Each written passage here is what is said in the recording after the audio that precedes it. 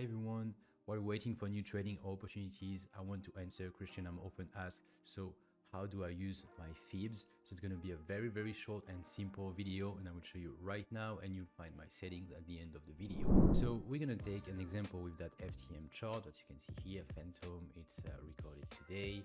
So basically you just take the fibs, the regular tool, okay, not the fib based extension. You just take a swing low, so you have to find to spot swing lows and swing highs. So basically you just pull from the swing low to the swing high, and you see you have the levels that you want to be looking at. So here the 0.5 is important because if the trend is bullish, for example, because we're taking the case of current market conditions, you don't want the price to come back below the 0.5 level. Okay, now if it does, you want to look at the golden pocket, okay, and you want to look at the OTE, optimal trade entry. Also, because you have many levels, you want to find some confluence. That example is quite good because we have some confluence here.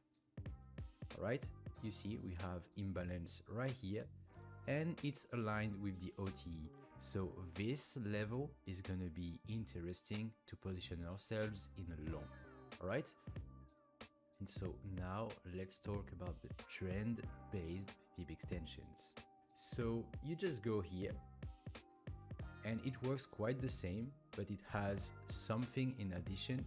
So you take swing low to swing high to the swing low again, okay, the most recent swing low. And here you see you have the potential levels. In case the price bounces, you can target the 0.382, the 0.5, the golden pocket right here, and the OTE right here at 9.92 cents. All right, and as promised, here are my settings. So I hope this video is going to help you to use Fibonacci the way I do and help you with your trading overall. So see you for the next one. Cheers.